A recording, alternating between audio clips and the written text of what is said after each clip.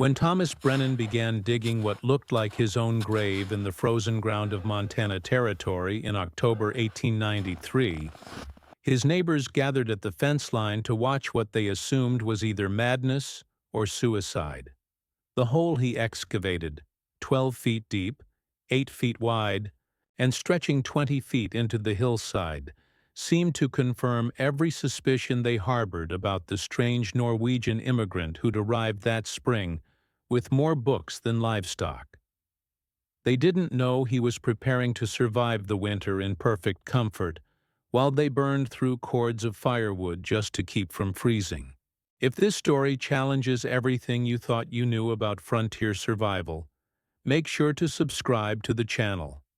We uncover the forgotten engineering brilliance that shaped the American West, one innovation at a time. The winter of 1893 approached Montana Territory with the inevitability of a closing fist. By late September, the cottonwoods along the Yellowstone River had already shed their leaves, and the morning frost lasted until noon. In the valleys between the Absaroka and Beartooth Ranges, where elevation topped 6,000 feet and winter temperatures regularly plunged to 30 below zero, survival hinged on a single calculation: how much firewood could you cut, haul, and stack before the first serious snow trapped you on your claim? The prevailing wisdom, enshrined in every homesteader's guide and passed down through territorial networks, prescribed a formula as rigid as gospel. A standard 16 by 20 foot log cabin required walls at least 8 inches thick, constructed from lodgepole pine chinked with clay and moss. The roof consisted of poles covered with sod, and a stone fireplace occupied one entire wall. According to the estimates published in Crofut's Guide for Settlers, such a cabin demanded roughly 12 cords of firewood per winter, approximately 536 cubic feet of split wood, representing 3 to 4 months of labor for a single man working full days. The guidebooks emphasized mass: thicker walls, bigger fireplaces, more fuel. Protection meant density, weight, and the brute force of combustion against the cold. By 1893, this approach had calcified into unquestioned doctrine across the northern plains and mountain territories. In the settlement nearest to Brennan's claim, a cluster of homesteads known locally as Ridgeline, 19 families had spent the summer of 1893 preparing according to this established pattern. Men like Robert Millwood, a former Pennsylvania coal miner who considered himself an expert in thermal management, had erected a cabin that exceeded the recommended specifications.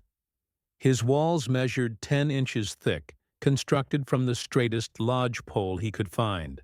He'd built a fireplace that could swallow 3-foot logs, with a chimney that stood 8 feet above his roofline to ensure proper draft.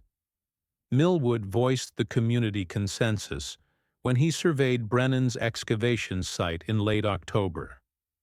"A grave, that's what it is," he announced to the other men who'd ridden over to investigate. "Man's digging his own burial hole, and when that first real cold snap hits, that's exactly what it'll be." The others nodded their agreement. Samuel Dutch, who farmed the adjacent quarter section, speculated that Brennan might be planning some kind of root cellar, though that made no sense this late in the season. "Whatever it is," Dutch concluded, "it's not going to keep him alive when it's 40 below and the wind's blowing hard enough to drive snow through the cracks." The skepticism ran deeper than mere mockery. In a landscape where cooperation often meant survival, Brennan's refusal to follow established patterns seemed like a rejection of accumulated wisdom. When families shared labor for barn raisings and harvest, when men joined together to string fence lines across miles of prairie, individual experimentation looked less like innovation and more like dangerous arrogance. The fact that Brennan had immigrated from Norway only reinforced the suspicion. Different country, different rules, Millwood observed. What works in some fjord doesn't work in Montana. He didn't bother keeping his voice down. The implicit warning was clear. Stick to what's known, or pay the price alone. Make sure you're subscribed. These forgotten innovations deserve to be remembered. And there's so much more engineering genius from the frontier we're going to explore. The winter of 1893-1894 would validate or condemn not just Thomas Brennan's shelter, but the entire philosophy behind the standard frontier cabin.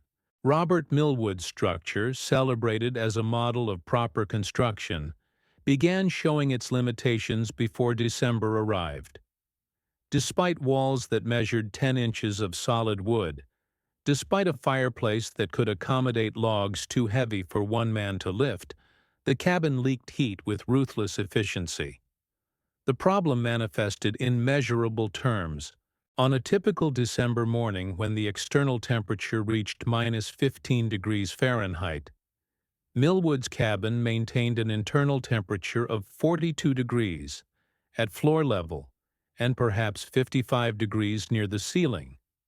This required burning approximately 35 pounds of lodgepole pine every 4 hours, roughly 210 pounds per day. The wood consumption meant that someone had to wake every 3 to 4 hours throughout the night to feed the fire, a task that disrupted sleep and compounded the exhaustion of winter survival.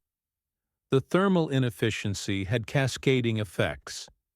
The temperature differential between floor and ceiling exceeded 10 degrees, creating a stratified environment where feet remained perpetually cold, even while the upper body approached comfort. The constant fire filled the cabin with smoke residue that coated every surface and irritated lungs already stressed by dry air. The moisture from cooking and breathing condensed on the cold walls, creating frost patterns on the interior logs that melted during peak fire periods and refroze when the fire ebbed, gradually degrading the chinking and creating new gaps. By January, Millwood had burned through 8 of his 12 cords, 2/3 of his winter supply, with arguably 2/3 of winter remaining. His wife Catherine had developed a persistent cough that worsened in the dry, smoke-filled air. Their 2 children, ages 6 and 9, spent most of their waking hours huddled within 3 feet of the fireplace, abandoning any pretense of normal activity. The cabin had become a machine that converted firewood into barely adequate survival, with no margin for error and no possibility of comfort.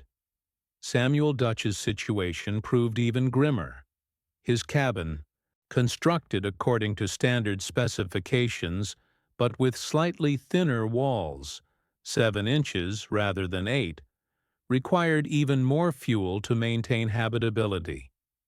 By mid-January, Dutch had already burned through 10 cords and faced the stark arithmetic of shortage. His options narrowed to 3 equally unappealing choices: burn furniture and start dismantling structures for fuel, attempt to cut firewood in conditions where frostbite could claim fingers in minutes, or abandon the claim and retreat to a town where he might find work or charity. The guidebooks that had promised security through mass and fuel had neglected to mention what happened when the fuel ran out. The other cabins across ridgeline showed variations on the same theme. Elijah Carson's cabin maintained slightly better temperatures, averaging 48 degrees at floor level, but only by burning an extra 5 pounds of wood per hour.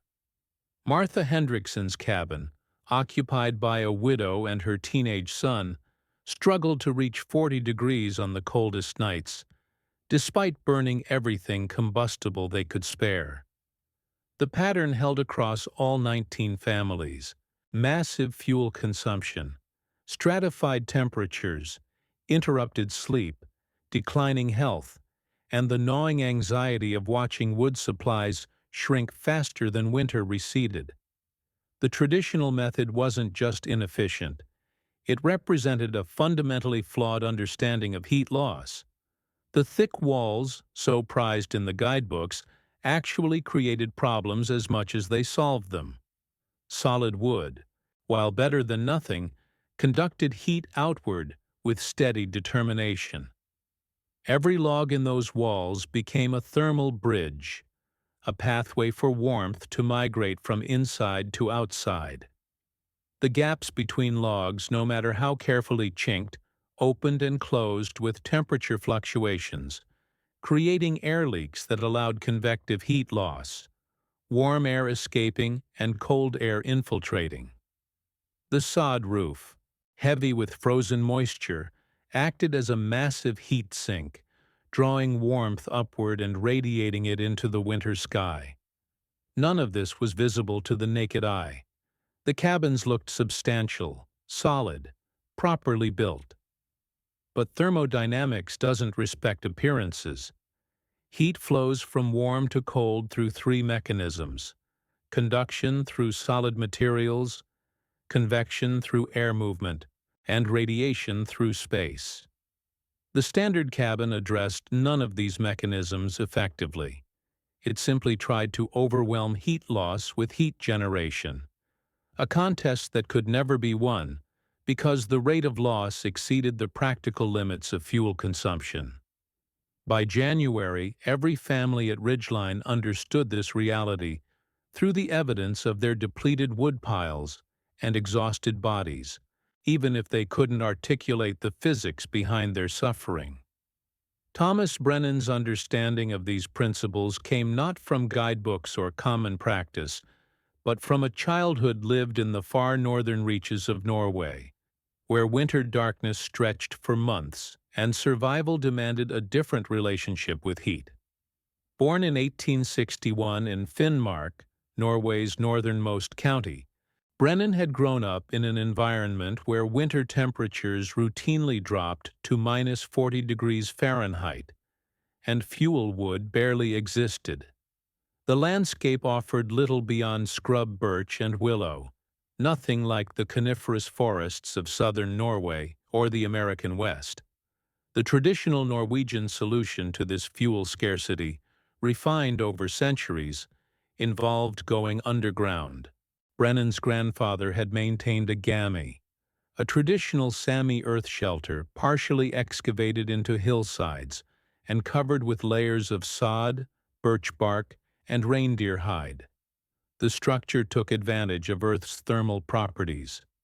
Below the frost line, which in Finnmark extended down about 8 feet, the soil maintained a relatively stable temperature year-round, typically between 38 and 45 degrees Fahrenheit, regardless of surface conditions.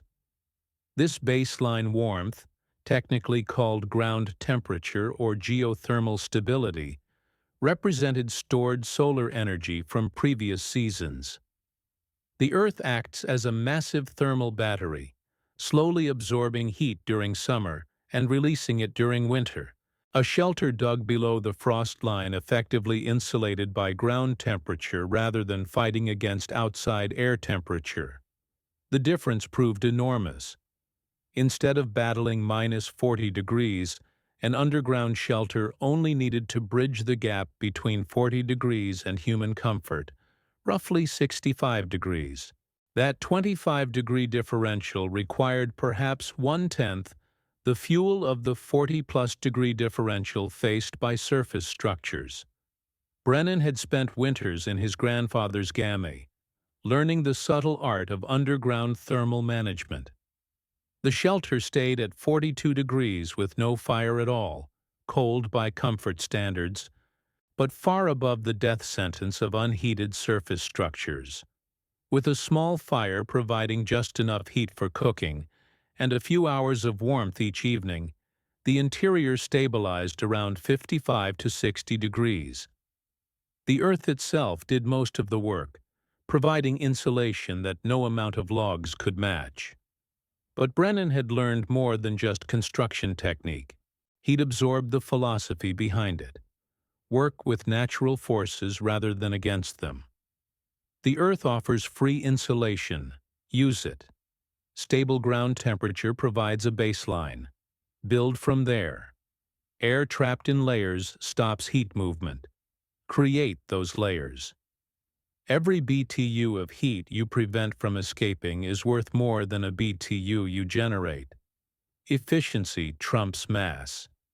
Intelligence beats brute force. When Brennan immigrated to Montana in 1893 at age 32, he carried this understanding with him. He'd spent the intervening years working as a mining engineer in Sweden's Kiruna iron ore operations, where underground temperature management was critical for both worker survival and ore extraction efficiency. He'd refined his grandfather's intuitive knowledge with thermodynamic principles, learning to calculate heat loss rates, thermal conductivity values, and insulation requirements. He arrived in Montana Territory with surveying equipment, a collection of technical manuals, and a plan that would appear insane to anyone who hadn't lived through a Finnmark winter. The reaction from Ridgeline's established residents moved from curiosity to concern, to outright hostility as Brennan's excavation progressed through October and early November. Robert Millwood appointed himself the voice of communal judgment, riding over regularly to deliver pronouncements that grew more emphatic with each visit. "You're going to freeze to death in that hole," he announced in late October. "Ground's cold. Ground's wet. You're putting yourself in a grave." When Brennan attempted to explain Earth temperature stability, Millwood cut him off with the confidence of a man who'd never questioned received wisdom.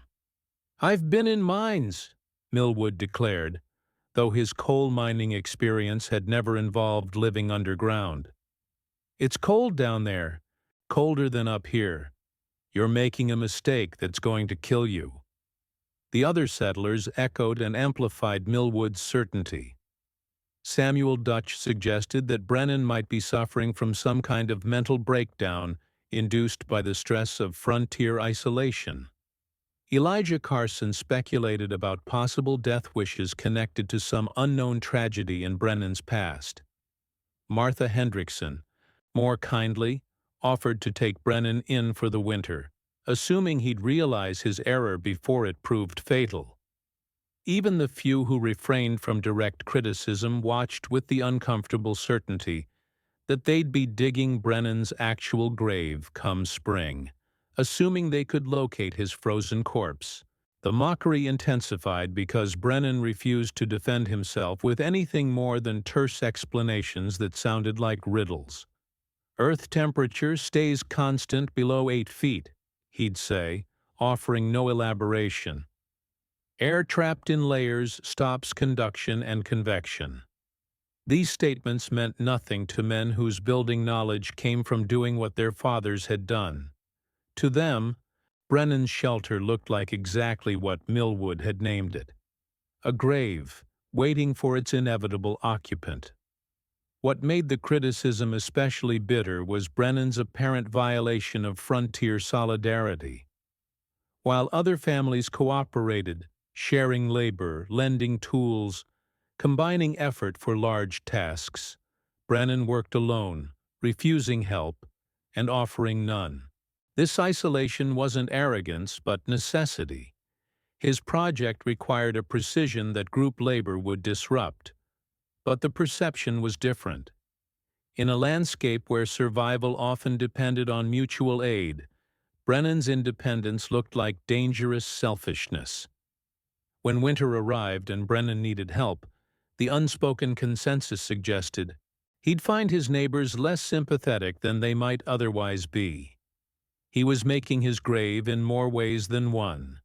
Brennan's excavation followed principles that would have seemed arcane to his critics, but which reflected careful calculation rather than improvisation. He selected a south-facing hillside with a 30-degree slope, ensuring maximum solar exposure for the entrance area while the bulk of the structure extended back into stable earth. The excavation descended 12 feet below the surface, 4 feet below Montana's average frost line depth of 8 feet. guaranteeing access to year-round stable ground temperature.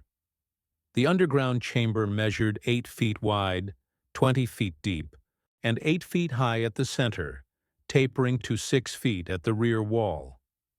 This created approximately 280 cubic feet of living space, comparable to the 320 square feet of floor area in a standard cabin, but with far superior thermal properties.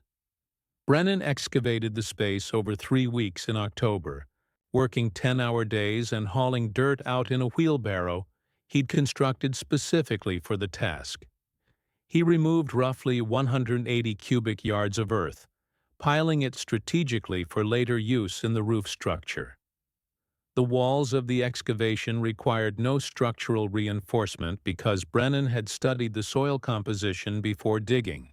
The hillside consisted of dense clay soil underlaid with fractured sandstone, stable enough to hold vertical faces without collapse risk. He carved the walls with a slight inward taper, 5 degrees from vertical, further enhancing stability. The floor he leveled with care, creating a slight grade toward the entrance for water drainage, though the depth below frost line meant that groundwater infiltration would be minimal. The entrance corridor descended at a 15-degree angle, creating an airlock effect that would trap cold air and prevent it from flowing directly into the main chamber. Brennan made this corridor 4 feet wide and 12 feet long, with a right-angle turn just before it entered the main space. This configuration meant that wind could never blow directly into the living area, and cold air, being denser than warm air, would pool in the corridor rather than infiltrating the chamber. The entrance would eventually be covered with a double-door system, an outer door of planks, and an inner door of insulated canvas, with a 4-foot space between them serving as a thermal buffer zone. The most critical element, and the one that would prove impossible to explain to skeptics, was the roof structure. Brennan rejected the standard approach of laying poles directly across the span and covering them with sod. Instead, he engineered a multi-layered system designed to trap air and minimize thermal bridging. He began with a framework of lodgepole pine rafters spaced 3 feet apart, supported by 2 vertical posts that divided the space into thirds. These rafters carried no direct load beyond their own weight. They served merely as structural scaffolding for the layers above. On top of the rafters, Brennan placed a layer of split planks, rough sawn from lodgepole, creating a ceiling surface but leaving 1/4-inch gaps between planks. This open ceiling allowed air to circulate into the next layer, a 2-foot-thick zone filled with loose, dry prairie grass and hay. He'd spent several weeks in September gathering and drying this material, accumulating over 3 tons of it. The hay layer served as the primary insulation, exploiting air's extremely low thermal conductivity. Dry air trapped in the hay matrix had a thermal conductivity value approximately 25 times lower than solid wood, meaning it prevented heat loss 25 times more effectively per inch of thickness. Above the hay layer, Brennan placed another layer of planks, this time tight-fitting to prevent moisture infiltration. On top of those planks, he spread a 6-inch layer of clay soil mixed with straw, tamped down to create a moisture barrier. Finally, he mounded 2 feet of the excavated dirt over the entire structure, sloping it away from the center to ensure water drainage. The roof's total thickness exceeded 4 feet, creating an insulation system that approached modern building standards and far exceeded anything in common frontier practice. The design deliberately created multiple dead air spaces, zones where air couldn't circulate and therefore couldn't carry heat away through convection. The hay layer trapped thousands of small air pockets. The gap between the interior plank ceiling and the hay above created another dead air space. Even the soil mounding, while primarily structural, contained air in its interstices. Each layer addressed a different mechanism of heat loss. The hay stopped conduction, the dead air spaces stopped convection, and the thick earth mass above absorbed and re-radiated heat, preventing direct radiation loss to the night sky. To outside observers, the construction looked ramshackle and fragile. The hay layer, visible before Brennan covered it with the final layers, seemed absurdly inadequate, essentially insulating with dried grass. Robert Millwood, inspecting the structure in mid-November, laughed outright at the sight. "That's your roof? Grass and dirt. First heavy snow will collapse that whole thing on your head." He didn't understand that the structural load was carried by the rafters and posts, while the hay served only insulation duty. He didn't know that the clay layer would prevent moisture migration. He couldn't imagine that 4 feet of properly layered materials could outperform 10 inches of solid wood by a factor of 10 or more. The interior fitting revealed the same attention to thermal detail. Brennan installed a small cast-iron stove, not a massive fireplace, but a compact unit measuring just 18 inches square, designed for maximum efficiency. He positioned it in the center of the space, allowing heat to radiate in all directions, rather than being lost up a large chimney. The stovepipe ran up through the hay layer, its metal surface transferring heat to the surrounding insulation rather than venting it wastefully to the outside. He installed a damper system that allowed precise control of combustion air, enabling him to burn small amounts of wood very slowly, extracting maximum heat before exhaust gases escaped. For ventilation, critical in any tight structure to prevent carbon monoxide poisoning and control humidity, Brennan installed 2 6-inch pipes that ran up through the roof layers. One served as a fresh air intake, drawing air from near ground level outside. The other served as an exhaust, positioned near the ceiling to capture warm, moist air.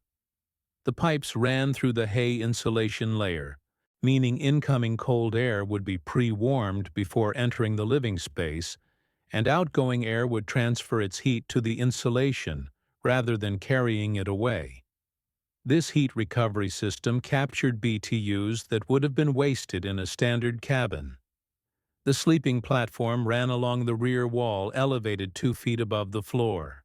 This positioning took advantage of thermal stratification, warm air rises, so the sleeping area would naturally be warmer than the floor level.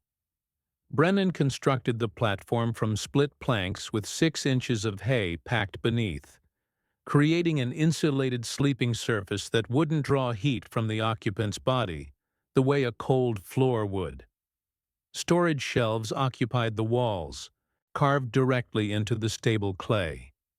A workspace with a small table sat near the entrance, in the coolest part of the shelter, intentionally, since this area would serve for food storage. By late November, when the first serious cold snap pushed temperatures down to -20 degrees Fahrenheit, Brennan had been living in his underground shelter for 2 weeks. The structure was finished, the stove was operating, and the interior had stabilized at a temperature that would have seemed impossible to anyone burning through cords of wood in a standard cabin. The philosophical divide between Brennan's approach and standard frontier practice represented more than just different construction techniques. It embodied fundamentally incompatible worldviews about how to engage with natural forces. The standard cabin philosophy, enshrined in guidebooks and common practice, essentially declared war on winter. It assumed that protection meant mass, that security required visible solidity, that survival demanded the brute force of combustion overwhelming the cold. Bigger walls, hotter fires, more fuel. These were the tools of frontier thermal management, and they seemed self-evidently correct to anyone who'd survived previous winters using these methods.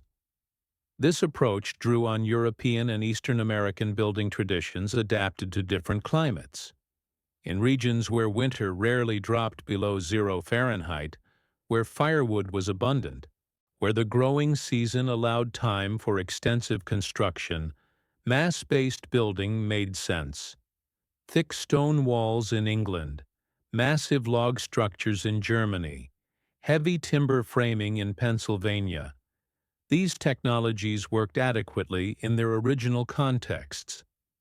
But they'd been transported to Montana Territory without fundamental redesign, applied to an environment where winter temperatures routinely hit -30 degrees, where fuel wood required enormous labor to harvest, where the growing season left little time for elaborate construction. The result was a technological mismatch that killed people every winter. The territorial records for 1892-1893 documented 47 deaths attributed to exposure or freezing across Montana Territory, though the actual number was certainly higher since many remote deaths went unreported. Some victims had been travelers caught in storms, but many had been homesteaders who'd run out of fuel, or whose cabins had proved inadequate, or who'd weakened from the constant stress of cold exposure and fallen to pneumonia or other illnesses. The standard cabin approach accepted these casualties as unavoidable, the price of settling harsh country. Brennan represented a different philosophy entirely, one that didn't fight natural forces but redirected them. His approach asked, what free resources does the environment offer? The Earth provides stable temperature.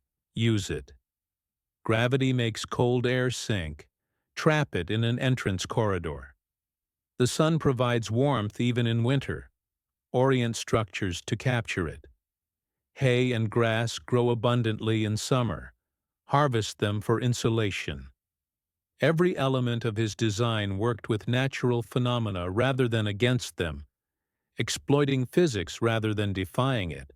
This philosophy had roots in necessity, in environments where fuel was genuinely scarce, where winters were genuinely lethal, where margin for error approached zero, efficiency became survival. The Norwegian game tradition, the Sami lavu, the Icelandic turf houses. These technologies emerged from landscapes where brute force solutions would simply fail.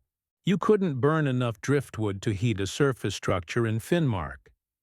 You had to be smarter than that, or you died. The traditions that survived were the ones that achieved human comfort with minimal energy input, which meant understanding and exploiting every available natural advantage. The contrast was thermal efficiency. A standard cabin, despite its massive appearance, had an R value, a measure of thermal resistance, of perhaps R8 to R10 for its 8-inch log walls. Brennan's shelter, with its 4-foot-thick roof incorporating 2 feet of hay insulation, achieved something approaching R40 to R50. This meant that for every BTU of heat lost through Brennan's roof, 4 to 5 BTUs escaped through a standard cabin's walls and roof. The difference was logarithmic, not linear.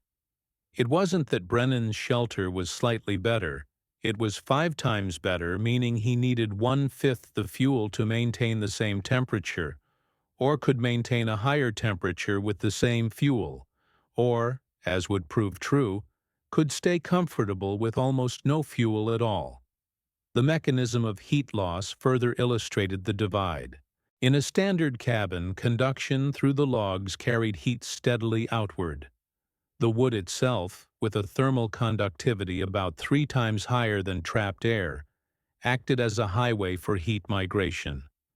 Convection through gaps and cracks, inevitable in log construction as wood expanded and contracted with humidity changes, allowed direct air exchange, the fastest form of heat loss. Radiation from interior surfaces to cold walls transferred heat without any medium at all, following the fourth power law that makes radiation losses accelerate dramatically with temperature differentials. Brennan's design addressed all three mechanisms. Conduction was blocked by the thick hay layer, where heat had to traverse thousands of tiny air pockets with no continuous solid pathway. Convection was eliminated by trapping air in layers that couldn't circulate. The hay matrix, the gap between ceiling and hay, the sealed roof structure. Radiation was minimized by the small temperature differential. The interior ceiling surface stayed relatively warm because it was insulated from the outside cold, meaning the rate of radiative heat loss was minimal. The difference was measurable, dramatic, and, to anyone who understood thermodynamics, entirely predictable. But thermodynamics wasn't taught in frontier schools, wasn't discussed in homesteader guides, wasn't part of common knowledge. To Robert Millwood and his neighbors, Brennan's approach looked like foolishness because it violated their intuitions about how protection should look. Massive log walls looked strong. A roof of grass looked weak. The eye couldn't see insulation value or thermal resistance. It could only see apparent solidity, and by that measure Brennan had built something that seemed destined to fail. The clash of philosophies carried moral dimensions as well. The standard cabin approach aligned with frontier values of self-reliance through hard work. A man proved himself by cutting cord after cord of firewood, by building massive structures with his own hands, by enduring cold through sheer toughness. Brennan's approach, by contrast, seemed like cheating, using tricks and clever design to avoid honest labor. When Millwood criticized Brennan's grave, part of his hostility came from a sense that Brennan was trying to get something for nothing, to survive winter without paying the proper price in sweat and suffering. This moralistic dimension made rational discussion nearly impossible. Brennan could explain thermal conductivity, could draw diagrams showing heat flow, could cite measurements from his time in Kiruna mines. But to men who equated virtue with visible effort, such explanations sounded like excuses. Real men cut more wood. Real men built bigger cabins. Real men didn't hide in holes like animals. The fact that Brennan's approach was objectively superior mattered less than the fact that it violated cultural assumptions about how survival should look. By December, these two philosophies would face direct empirical testing. The abstractions would become concrete. The theories would generate data, and the results would prove impossible to ignore, though their implications would take longer to accept. The first detailed measurement of Brennan's shelter came on December 8, 1893, when external temperatures dropped to -18 degrees Fahrenheit, and Frank Morrison, a railway surveyor for the Northern Pacific, visited Brennan on company business. Morrison had brought precision instruments, a mercury thermometer calibrated to plus or minus 1 degree, a humidity gauge, and a detailed observation protocol developed for assessing worker housing along the rail line. His assignment was to evaluate shelter options for section crews who'd be maintaining track through the winter, and Brennan's unusual structure had attracted attention from the railway's district engineer. Morrison documented his findings in a report that would later circulate widely among engineering circles, though it made little impression on Brennan's neighbors at the time. The external temperature at time of measurement was -18 degrees Fahrenheit. Inside Brennan's shelter, with a fire in the small cast-iron stove that had been burning for approximately 3 hours that morning, the temperature measured 62 degrees Fahrenheit at floor level and 65 degrees near the ceiling. The temperature stratification, only 3 degrees, contrasted sharply with the 10 to 15 degree differentials Morrison had measured in standard cabins. The fuel consumption proved even more remarkable. Brennan demonstrated his typical firing pattern. He loaded the stove with approximately 8 pounds of split lodgepole pine each morning and each evening. With the damper adjusted properly, this wood burned slowly over approximately 6 hours, providing steady low-level heat rather than the intense blaze typical in cabin fireplaces. Total daily fuel consumption: 16 pounds, or roughly 1/10 of a cord per week. Morrison calculated that at this rate, Brennan's winter fuel requirement would be approximately 6 cords total, half of what Robert Millwood had already burned by early December, and less than a third of Millwood's projected total consumption. But the most significant finding was what happened when the fire went out.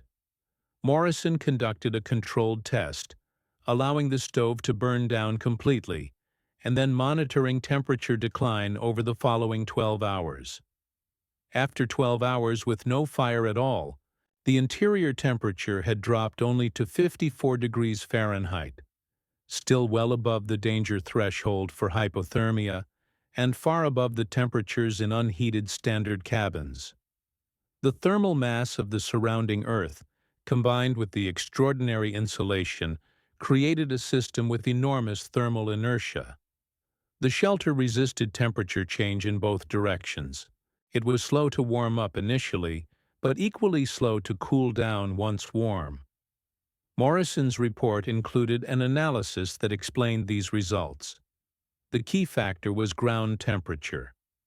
At 12 feet below the surface, the Earth maintained a temperature around 43 degrees Fahrenheit, regardless of surface conditions. This stable baseline meant that Brennan's shelter only needed to bridge a 20-degree gap to reach human comfort, versus the 80-degree gap that Millwood's cabin faced when external temperatures hit -18 degrees. The insulation then magnified this advantage. With an estimated thermal resistance of R40 or better, the shelter lost heat at 1/5 the rate of a standard cabin. The combination, a smaller temperature differential plus much better insulation, reduced heating requirements by a factor of 10 or more. Morrison also documented the air quality and humidity levels, which proved superior to standard cabins. The controlled ventilation system, with its heat recovery design, exchanged air without excessive heat loss, while preventing the buildup of carbon monoxide or excessive moisture. The interior humidity measured around 40%, comfortable for human health and far better than the desert dry conditions in most heated cabins or the condensation-prone environment in poorly ventilated structures. Brennan had achieved what engineers would later call climate control, maintaining not just temperature, but a full range of environmental parameters within optimal ranges. The surveyor's professional assessment concluded with a recommendation that the Northern Pacific Railway consider adopting similar designs for section housing. The cost advantages were compelling: less construction labor, far less fuel consumption, better worker health and productivity. Morrison estimated that a crew of 4 men living in a Brennan-style shelter would save the railroad roughly $40 per winter in fuel costs alone, not counting the reduced time spent on woodcutting duties. For a railroad operating dozens of section houses across Montana Territory, the aggregate savings could reach thousands of dollars annually. Yet when Morrison shared his findings with the Ridgeline settlers, the response ranged from skepticism to outright rejection. Robert Millwood dismissed the measurements as somehow flawed or fraudulent. "I don't care what his thermometer says," Millwood declared. "Living in a hole in the ground ain't natural. There's got to be problems he's not telling." Samuel Dutch suggested that the measurements might be accurate for now, but that problems would emerge later: structural collapse, water infiltration, air quality issues. The critique shifted from "it won't work" to "it won't keep working," a position that couldn't be disproven until the full winter had passed. Elijah Carson raised a different objection. Even if Brennan's shelter performed as claimed, most homesteaders couldn't replicate it. The excavation required specific soil conditions. The hay insulation required advanced planning and harvest. The design required knowledge most settlers didn't possess. Maybe it works for him, Carson conceded, but it's not practical for regular people. This argument had more merit than the others, but it also revealed an unwillingness to learn or adapt. Brennan had offered to explain his methods to anyone interested. The fact that no one took him up on the offer suggested that the real barrier wasn't practicality, but pride. The quieter reactions were more telling.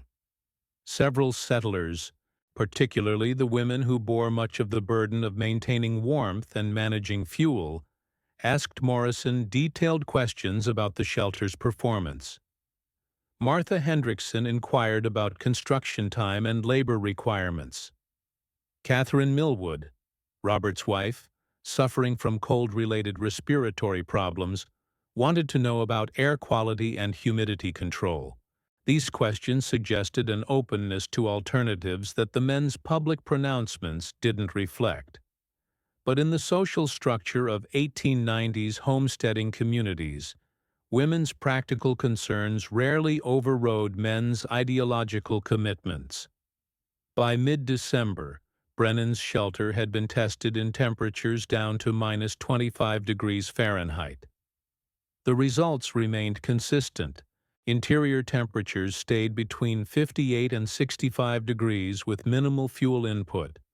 The structure showed no signs of stress or failure, and Brennan himself appeared comfortable and healthy. His daily routine included normal work activities, equipment maintenance, planning for spring planting, reading, correspondence, rather than the fuel-focused survival mode that dominated life in standard cabins.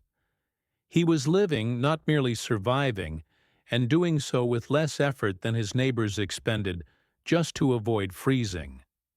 The measurements provided objective validation, but they didn't change minds. Data rarely does when belief systems are at stake. What would eventually force a reckoning wasn't numbers on Morrison's report, but the brutal empiricism of crisis, circumstances so extreme that denial became impossible, and survival demanded acknowledgement of reality. The detailed technical explanation of Brennan's system, which Morrison had documented but which few bothered to understand, revealed the precision behind what appeared to outside observers as haphazard construction. The shelter functioned as an integrated thermal management system, where every component played a specific role in creating and maintaining human comfort with minimal energy input. The foundation of the system was geological. Montana's climate features cold winters but also substantial summer warmth, with soil temperatures at depth reflecting the average of these extremes. At 12 feet below the surface, below the frost line where seasonal temperature fluctuations ceased to penetrate, the Earth maintained a stable temperature of approximately 43 degrees Fahrenheit year-round. This wasn't warmth exactly, but it was baseline thermal energy, free and constant. A shelter at this depth started with a 43-degree baseline, rather than fighting against minus 20-degree air. The excavation geometry exploited this advantage. By creating living space entirely below the thermal stability line, Brennan surrounded himself with a massive heat reservoir that resisted temperature change. The clay soil walls, each roughly 4 feet thick in all directions, had enormous thermal mass.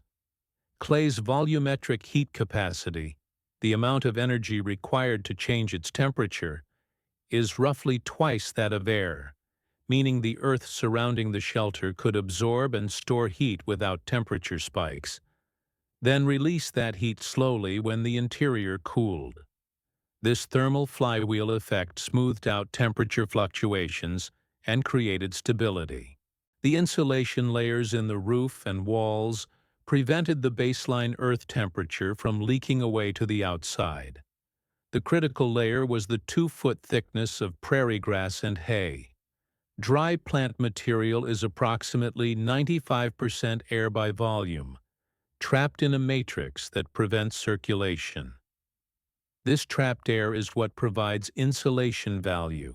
Air has a thermal conductivity of about 0.024 mK at room temperature, roughly 1/10 that of wood and 1/50 that of stone. But air only insulates if it's prevented from moving. Convection destroys the benefit. The hay matrix trapped thousands of small air pockets in place, creating what engineers call dead airspace. The multiple layers above and below the hay served specific functions. The interior plank ceiling provided a surface for heat radiation while creating an air gap between the living space and the hay. This gap served as an additional dead air layer and also allowed any moisture from interior humidity to disperse into the hay before it could condense on cold surfaces. The upper planks prevented the hay from settling or being disrupted by wind, maintaining its structure and therefore its insulation value. The clay-straw mixture above the planks blocked moisture infiltration from rain or snowmelt while allowing slow vapor diffusion, preventing rot. The final earth layer provided mass, structural support, and additional insulation. The total insulation value could be estimated by summing the contributions of each layer. The hay layer alone provided roughly R28. R value measures thermal resistance. Higher numbers mean better insulation. The air gaps added perhaps R3 each. The clay layer contributed another R2. The soil overburden added R5. The total roof assembly approached R40 to R45, depending on exact conditions. For comparison, a modern house in Montana is typically insulated to R38 in the roof. Brennan had achieved, through careful layer stacking with 19th-century materials, an insulation performance that would meet contemporary building codes. The entrance corridor design addressed a different thermal challenge: cold air infiltration. Cold air is denser than warm air. A cubic foot of air at -20 degrees weighs about 8% more than the same volume at 60 degrees. This density difference drives natural convection. Cold air sinks, warm air rises. In a standard cabin with a door directly into the living space, every opening allows dense cold air to pour in along the floor, while lighter warm air escapes through gaps near the ceiling. The exchange happens continuously through even tiny cracks, driven by the density differential. Brennan's angled entrance corridor with a right-angled turn created a cold trap.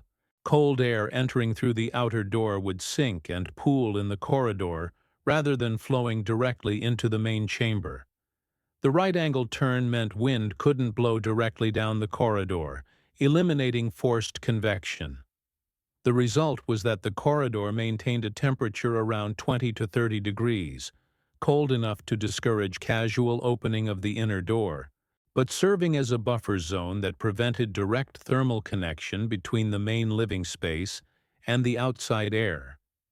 The double door system added another barrier, with the space between doors serving as yet another thermal buffer. The heating system exploited principles of complete combustion and heat capture. Standard frontier fireplaces were grossly inefficient, burning wood with excess air that carried heat directly up the chimney. Typical efficiency was perhaps 20 to 30%, meaning 70% of the wood's energy content went up the flue as hot exhaust gases. Brennan's cast-iron stove, small but well-designed, achieved roughly 60 to 70% efficiency through controlled air supply. The damper system allowed him to burn wood slowly with just enough oxygen for complete combustion, minimizing wasted heat in exhaust gases. The stove's central location meant that heat radiated in all directions into the living space rather than being lost through an exterior wall. The stovepipe running up through the insulated roof layers transferred heat to the hay insulation before exhaust gases finally escaped. This heat transfer pre-warmed the insulation, reducing the temperature differential and therefore reducing heat loss. In effect, the stovepipe served as a heat recovery device, extracting additional warmth from exhaust gases before they left the system. The ventilation system represented perhaps the most sophisticated element of the design. Any tight, insulated space requires fresh air exchange to prevent carbon monoxide buildup from combustion and to control humidity from breathing and cooking. Standard cabins achieve this through unintentional leaks, gaps in walls and around doors. This approach provided ventilation but at enormous thermal cost, allowing uncontrolled air exchange that carried away heat. Brennan instead created controlled ventilation with heat recovery. The intake pipe, drawing air from near ground level outside, ran through the insulated roof layers before entering the living space. Cold exterior air passed through these layers, warming slightly as it absorbed heat from the surrounding insulation. The exhaust pipe, positioned near the ceiling to capture warm, moist air, also ran through the insulation layers, giving up heat before the air finally escaped. The system created what modern engineers call counterflow heat exchange. Incoming cold air gained heat that outgoing warm air was losing, recovering energy that would otherwise be wasted. The net result was measurable. Brennan could exchange the entire air volume of his shelter roughly once every 2 hours, adequate for health and comfort, while losing perhaps 10 to 15% as much heat as the uncontrolled leakage in a standard cabin. This alone saved several pounds of firewood per day, and the recovered heat contributed to the shelter's stable temperature. The sleeping platform design addressed radiative and conductive heat loss from the human body. Lying on a cold surface draws heat away rapidly through conduction. Cold earth or floorboards act as a heat sink. Brennan's elevated platform with 6 inches of hay insulation beneath broke the conductive pathway. The platform's position near the rear wall, in the warmest part of the shelter due to thermal stratification, ensured comfortable sleeping temperatures. A person in Brennan's bed, covered with standard wool blankets, would lose heat only through radiation and convection into the surrounding air, both of which were minimal given the stable 60-degree environment. The integrated performance of all these elements created a system whose efficiency far exceeded the sum of its parts. The stable earth temperature provided a baseline. The insulation maintained that baseline. The heat recovery systems minimized losses. The minimal heating input maintained comfort. The thermal mass prevented fluctuations. Each element reinforced the others, creating what modern engineers would call a passive solar design, though Brennan didn't use that terminology. He simply understood that working with natural forces, ground temperature, trapped air, thermal mass, density differentials, allowed him to achieve with minimal effort what others struggled to accomplish through brute force. The technical sophistication hidden within the apparently crude structure represented a kind of genius that goes unrecognized because it doesn't announce itself. There were no gleaming machines, no impressive mechanical systems, no obvious displays of engineering prowess. Just earth, hay, wood, and careful thought about how heat moves and how natural forces can be redirected. The invisibility of the brilliance was part of why it generated mockery rather than admiration. People judge visible complexity, not invisible optimization. Brennan had optimized everything, but you had to understand thermodynamics to recognize what he'd done. By late December, 19 families at Ridgeline were learning that lesson through suffering. The technical details Morrison had documented might as well have been written in a foreign language for all the good they did to people who hadn't planned ahead.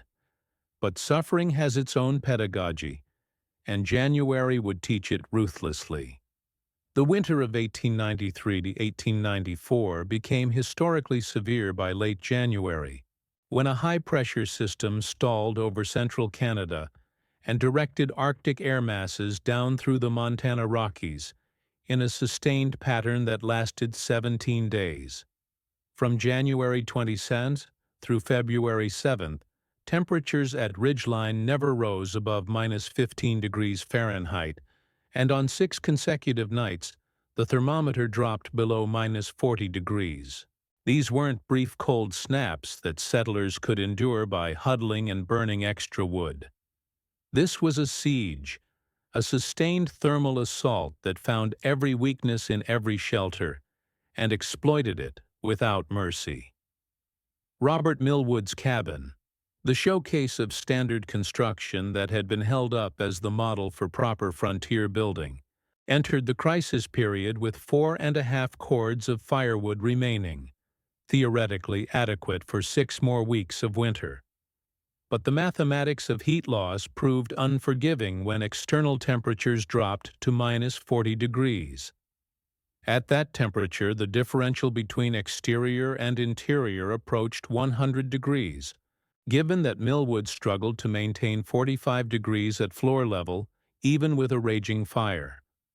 The rate of heat loss through conduction, convection, and radiation increases proportionally with temperature differential, meaning he had to more than double his fuel consumption just to prevent interior temperatures from falling to lethal levels. By January 25th, 3 days into the cold siege, Millwood was burning 55 pounds of wood every 4 hours, over 300 pounds per day, triple his normal winter consumption. At this rate, his remaining wood supply would last less than 3 weeks, nowhere near the 6 to 8 weeks of winter that remained. The internal temperature, despite this massive fuel expenditure, hovered around 35 degrees at floor level and 48 near the ceiling. The temperature gradient had become so severe that Catherine and the children remained within 4 feet of the fireplace continuously, wearing every piece of clothing they owned. Moving to the far end of the cabin, just 16 feet away, meant entering air cold enough to cause frostbite on exposed skin within minutes. The situation in Samuel Dutch's cabin proved worse. He'd entered the crisis period with only 2.5 cords remaining, already rationing carefully. When the extreme cold hit, Dutch faced an impossible choice: burn wood at the rate necessary to maintain minimally survivable temperatures and run out within 10 days, or reduce fire size and accept interior temperatures that approached the freezing point. He chose a desperate middle course, maintaining a small fire that kept the cabin just above freezing during the day, then allowing it to burn down at night, while the family huddled together under every blanket and animal hide they possessed. On the night of January 27th, when external temperature reached -43 degrees, the interior of Dutch's cabin dropped to 26 degrees. Water in the bucket near the door froze solid. The family's breath created frost clouds that settled on their blankets as ice crystals. Dutch's wife, Emma, showed signs of hypothermia, confusion, slurred speech, loss of coordination. Dutch knew these symptoms from his previous winters, knew they preceded death by hours if not reversed. In desperation, at 2 in the morning, in -40-degree darkness, he bundled his wife into every coat they owned, and half-carried, half-dragged her through 200 yards of snow to Thomas Brennan's shelter. Brennan opened the outer door to find a half-frozen man supporting a barely conscious woman. He pulled them into the entrance corridor, through the inner door, into his stable 63-degree living space, The temperature differential, a 37-degree change, must have felt like stepping into summer. Emma Dutch remained confused for another half-hour, but color gradually returned to her face and her speech cleared. Brennan provided hot tea, wool blankets, and the space heater by the stove. By dawn, she was lucid and stable, though exhausted. Samuel Dutch stared at the thermometer on Brennan's wall, watching it hold steady at 63 degrees, and began to understand what he'd been too stubborn to see. Over the following week, the pattern repeated. Elijah Carson's family of 5 appeared on January 29th, their cabin having dropped to 28 degrees after their wood supply ran critically low. Martha Hendrickson and her son came on February 1st, unable to maintain fire through the night with their depleted supply. By February 4th, 11 people were sheltering in Brennan's underground space, which had been designed for one occupant, but whose stable thermal performance allowed it to accommodate the additional body heat and crowding. The additional occupants required operational adjustments that demonstrated Brennan's understanding of thermal and air quality management.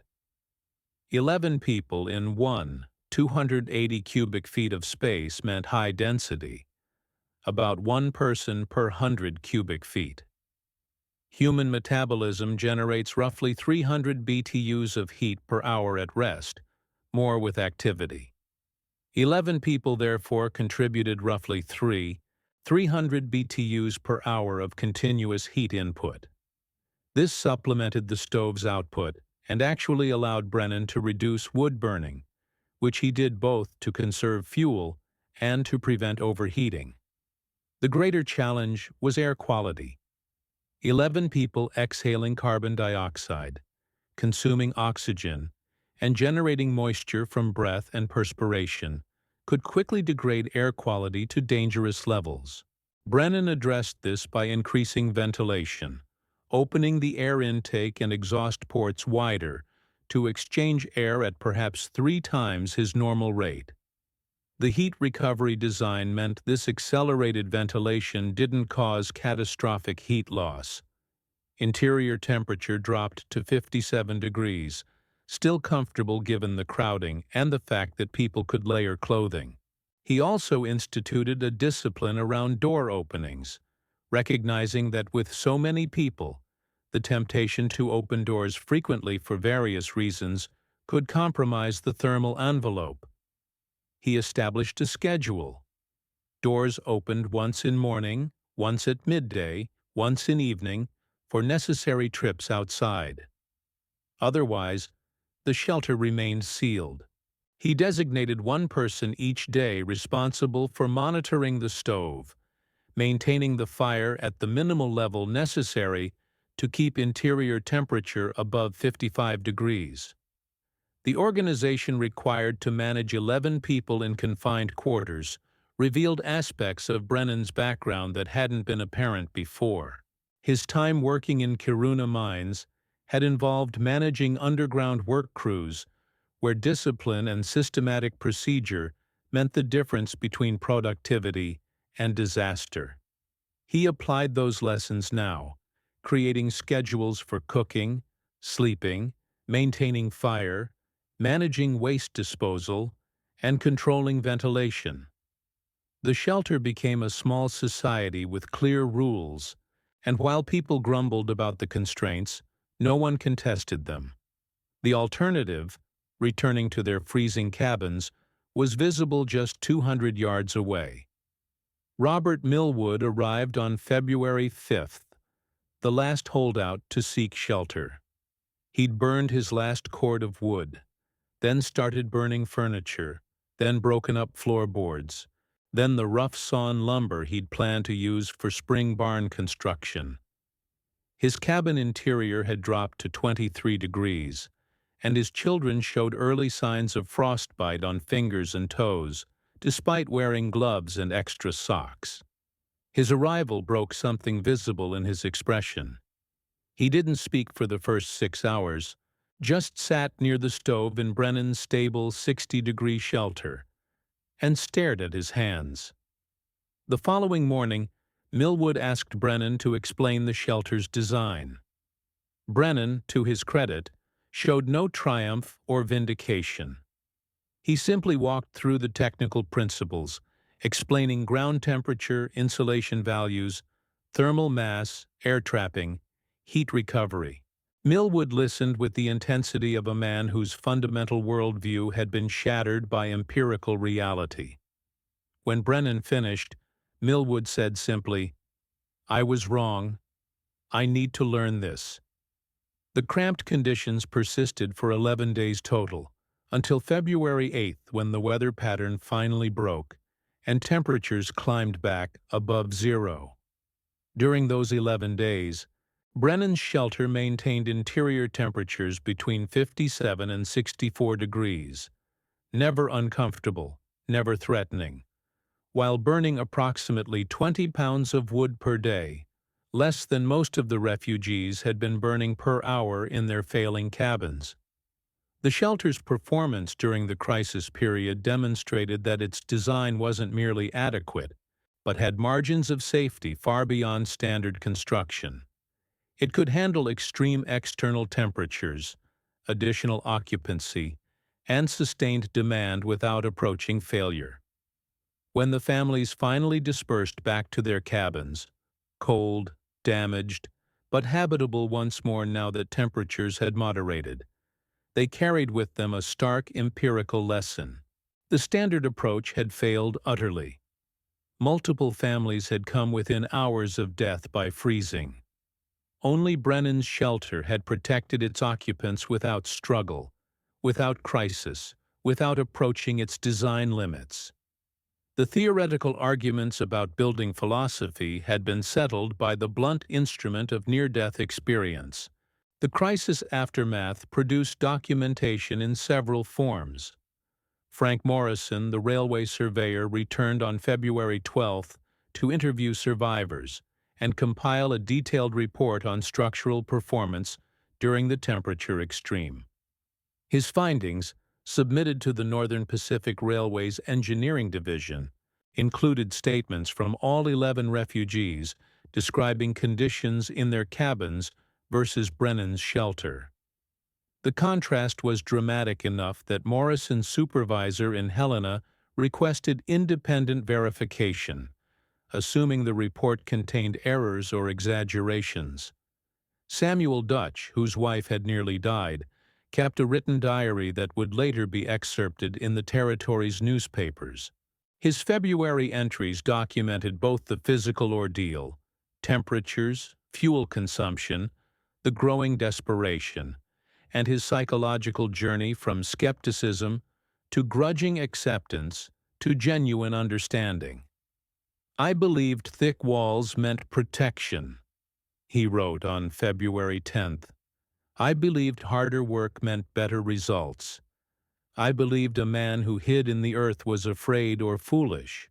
Every belief proved false. Brennan understood forces I didn't know existed.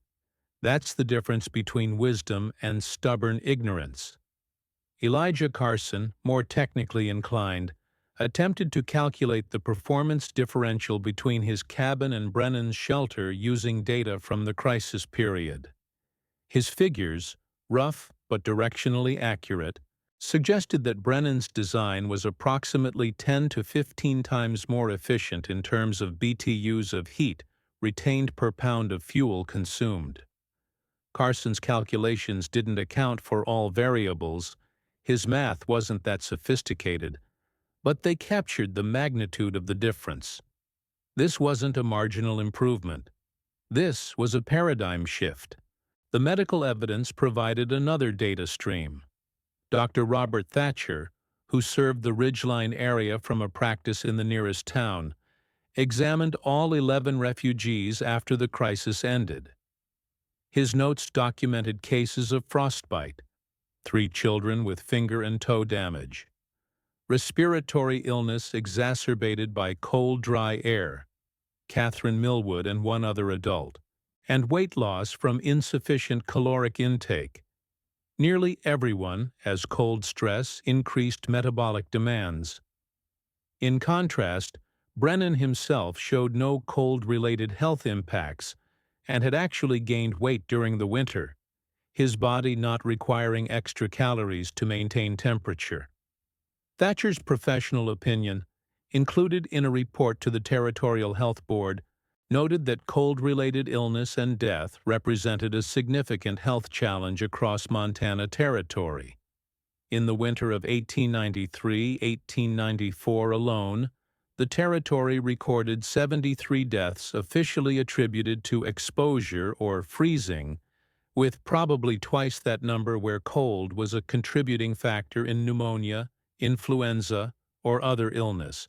Thatcher estimated that improved shelter design could prevent perhaps half these deaths, saving dozens of lives each winter across the territory. He cited Brennan's shelter as proof that adequate thermal protection was achievable with relatively simple technology and planning. The statistical documentation that emerged over the following months provided harder data on fuel consumption and costs.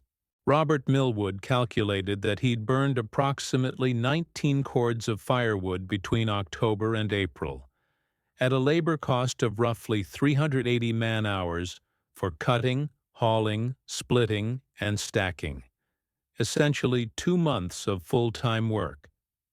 The monetary equivalent, if he'd purchased the wood rather than cutting it himself, would have been approximately $75, a substantial portion of a homesteader's annual cash income. Brennan's consumption for the same period totaled just under 7 cords, requiring roughly 140 man-hours of labor, or about 3 weeks of work. His fuel cost, had he purchased wood, would have been around $25.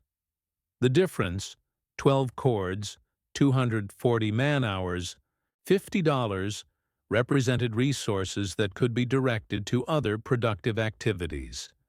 Brennan had spent the winter writing correspondence, reading, planning crop rotations, and preparing equipment. Millwood had spent it cutting wood and managing fire. The efficiency gap translated directly into quality of life and economic productivity. The sustainability implications were also significant. Ridgeline's 19 families, burning an average of 16 cords each, consumed roughly 300 cords of firewood that winter. At that rate, the accessible forests within reasonable hauling distance would be depleted within a decade, forcing settlers to travel farther for fuel or abandon their claims. Brennan's approach, scaled across all families, would reduce consumption to perhaps 120 cords. Still substantial, but sustainable. In regions where fuel wood was genuinely scarce, the difference between these approaches could mean the difference between viable settlement and abandonment. The data, accumulating from multiple sources and multiple perspectives, built an overwhelming case. Brennan's design wasn't just marginally better, it was categorically superior across every measurable dimension: fuel efficiency, interior temperature, temperature stability, air quality, structural integrity, health outcomes, labor requirements, and cost. The empirical record was clear, documented, and undeniable. What remained was the question of whether people would learn from it. The transition from survival crisis to systematic adoption revealed the social dynamics of technological diffusion.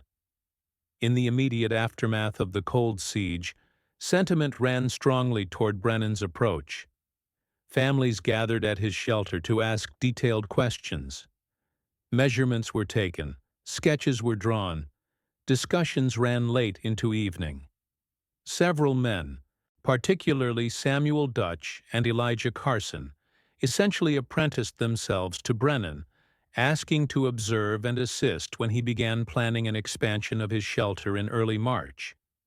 Robert Millwood's conversion proved particularly significant because his earlier skepticism had been so vocal. He approached the new learning with the intensity of a man making amends, documenting everything Brennan explained, taking careful measurements, asking probing questions about principles rather than just copying procedures. Millwood's wife, Catherine, participated in these discussions, asking questions about practical management of underground spaces, moisture control, food storage, organization of limited space, questions that proved as important as the thermal engineering. By mid-March, 5 families had committed to excavating underground shelters before the next winter. Samuel Dutch began his excavation in early April, using Brennan's shelter as a template, but adapting the design to his family's larger size. He dug a space 15 feet wide and 25 feet deep, with separate sleeping alcoves for children and better separation between cooking and sleeping areas. Brennan advised him on soil conditions, roof structure, and ventilation design, essentially serving as consulting engineer for the project. Elijah Carson took a slightly different approach, excavating into a hillside that had a granite face. This required different techniques. Carson couldn't simply dig into stable soil, but had to create a retaining wall for part of the structure. Brennan helped him design a stone retaining wall with earth fill behind it, creating adequate insulation while dealing with the bedrock constraints. The adaptation demonstrated that the underlying principles, deep excavation, thick insulation, controlled ventilation, thermal mass, could be applied in various geological contexts. Martha Hendrickson faced different constraints as a widow without adult male labor. Her solution involved hiring 2 men from town to handle the excavation, while she focused on gathering insulation materials and preparing the interior finishing. She also innovated on the design, creating an above-ground greenhouse structure attached to the shelter's entrance, which provided both a supplemental food source and an additional thermal buffer zone. Brennan approved of the modification, noting that the greenhouse would trap solar heat during the day and release it slowly, pre-warming air entering the shelter. The commercial response developed in parallel. A merchant in the nearest town, recognizing the demand for insulation materials, began stockpiling prairie grass and hay specifically for underground shelter construction. He published a broadsheet explaining the basic principles of earth shelters and offering materials at wholesale prices. A timber dealer started cutting and selling standardized components, rafters, planking, stovepipes, sized specifically for underground construction. The market was responding to demonstrated demand, creating supply chains for a technology that hadn't existed in the region a year earlier. The Northern Pacific Railway, impressed by Morrison's reports, commissioned construction of 3 underground section houses along the line through Montana Territory. These structures, larger than Brennan's original shelter and designed for crews of 6 to 8 men, followed his principles of deep excavation, multiple layer insulation, controlled ventilation, and efficient heating. The railway's engineering division calculated that the fuel savings alone would repay construction costs within 3 years, not counting the benefits of improved worker health and reduced cold-related work stoppages. By June 1894, interest had spread beyond Ridgeline. Brennan received letters from homesteaders across Montana Territory and into Dakota Territory, asking for advice on underground shelter construction. Several mining companies inquired about adapting the principles for workers' housing at high-altitude sites, where fuel transport was expensive. A military procurement officer from Fort Missoula visited to discuss possible applications for winter field operations, recognizing that troops capable of maintaining warmth without massive supply trains would have enormous tactical advantages. The local newspaper, the Montana Pioneer, published a substantial article in July 1894 under the headline, "Earth Wisdom, Norwegian immigrants' shelter design proves superior in extreme cold. The article, written by a journalist who'd interviewed both Brennan and the families who'd sheltered with him, explained the basic principles and included testimonials from multiple sources. While the article wasn't technically sophisticated, it reached a wide audience and contributed to the design's legitimacy. Being featured in print conferred a kind of official validation that word of mouth couldn't match. The statistical summary that emerged by autumn 1894 documented the adoption rate. In the Ridgeline area alone, 8 underground shelters were completed before the next winter, with 5 more under construction.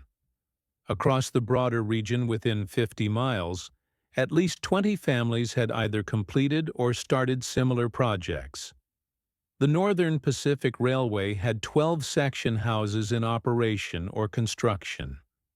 Several mining companies had built or planned worker housing based on the principles. The total represented a substantial shift in building practice, not yet dominant but certainly established as a legitimate alternative. The fuel consumption data from the winter of 1894-1895 provided empirical validation. Samuel Dutch's family, occupying their new underground shelter, burned approximately 8 cords of wood compared to the 18 cords they'd consumed the previous winter in their cabin. Elijah Carson's consumption dropped from 15 cords to 7. Martha Hendrickson, in her smaller shelter with greenhouse attachment, burned only 5 cords. The pattern held across all adopters. Fuel requirements dropped by 50 to 70% compared to standard cabins, even accounting for the fact that 1894-1895 proved a slightly colder winter than the previous year. The health outcomes also improved measurably. Dr. Thatcher's records for the winter of 1894-1895 showed 0 cases of serious frostbite among families living in underground shelters, compared to 17 cases the previous winter across the same population. Respiratory illness declined, likely due to better humidity control and reduced exposure to wood smoke. Children in underground shelters maintained weight through the winter, while those in standard cabins typically lost 5 to 10% of body weight due to cold stress increasing caloric requirements. The economic impact extended beyond fuel savings. Families in underground shelters reported higher productivity in winter crafts and projects because they could work comfortably rather than huddling near fires. Children could study and do schoolwork in stable temperatures, improving educational outcomes. The mental health benefits, while harder to quantify, were remarked upon by multiple families. The constant anxiety about fuel supplies, the nightly disruption of sleep to maintain fires, the fear of temperature-related death, all these stressors were eliminated or dramatically reduced in properly designed shelters. The diffusion wasn't universal or instant. By 1900, perhaps 30% of homesteaders in the region had adopted underground or partially underground shelter designs. The majority still lived in standard cabins, often improved with better insulation and more efficient stoves, but following the basic above-ground approach. The barriers to adoption included upfront labor requirements, soil and terrain unsuitability in some locations, and simple resistance to change. Some families improved their cabins incrementally rather than starting over with new construction. But the critical threshold had been crossed. Underground shelters were no longer seen as eccentric or foolish, but as a proven technology with clear advantages. New settlers arriving in the region often sought advice on earth shelter construction, and real estate advertisements began noting underground residence as a positive feature rather than something to hide. The Montana Pioneer ran follow-up articles tracking the technology's spread. By 1895, Brennan-style shelter had become a recognized term in homesteader discussions. The legitimation extended to official channels. The territorial government included earth shelter designs in its homesteader guidance materials. The Federal Department of Agriculture, which provided settlement assistance, added underground shelters to its recommended approaches for cold climates. Engineering societies in Denver and San Francisco published papers describing the thermal principles and construction methods. What had begun as one man's application of Norwegian and Swedish mining knowledge had evolved into an established practice backed by institutional support. The intellectual framework shifted as well. The old assumption that protection required mass and brute force gave way to a more sophisticated understanding. Protection required understanding energy flow and working with natural forces. This conceptual shift had implications beyond shelter design. It represented a move toward efficiency-oriented thinking, toward designing with nature rather than against it, toward valuing invisible performance over visible solidity. These principles would, over the following decades, influence approaches to water management, agriculture, energy use, and multiple other domains of frontier technology. By 1900, Thomas Brennan had become something of a regional authority on thermal engineering, consulted on projects ranging from cold storage facilities to greenhouse design to industrial facilities. He'd moved beyond his original homestead, working as a consultant while maintaining his original underground shelter as a demonstration site that he regularly opened to visitors. He'd trained perhaps a dozen apprentices in underground construction techniques, creating a cadre of builders who could implement the technology competently. The adoption data told a story of successful technological diffusion. In 1893, one underground shelter existed in the region. By 1895, 30-some existed.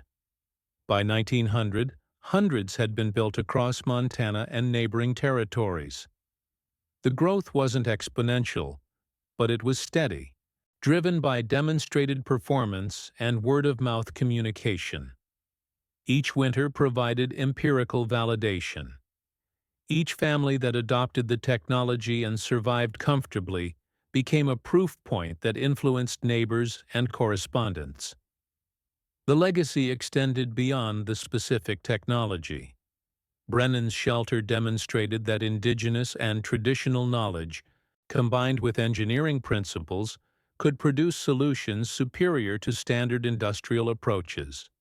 The Norwegian game tradition, adapted to Montana conditions and refined with thermodynamic understanding, had outperformed the timber frame technologies exported from Pennsylvania and England. This suggested that paying attention to local adaptations and alternative traditions might yield valuable innovations in other domains as well. 10 years after that cold January, when 11 people crowded into Brennan's underground space, the landscape of winter shelter in Montana Territory had fundamentally shifted. Visitors to Ridgeline in 1904 would see a mixture of structures, some traditional log cabins, improved with better insulation and stoves, many underground or partially underground earth shelters, and a few hybrid designs that combined above-ground living space with underground thermal storage.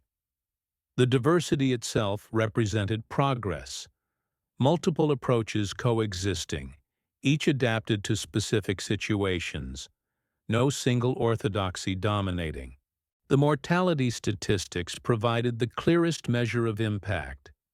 Montana Territory's cold-related death toll, which had averaged 60 to 70 deaths annually in the early 1890s, had dropped to 20 to 30 deaths annually by 1900.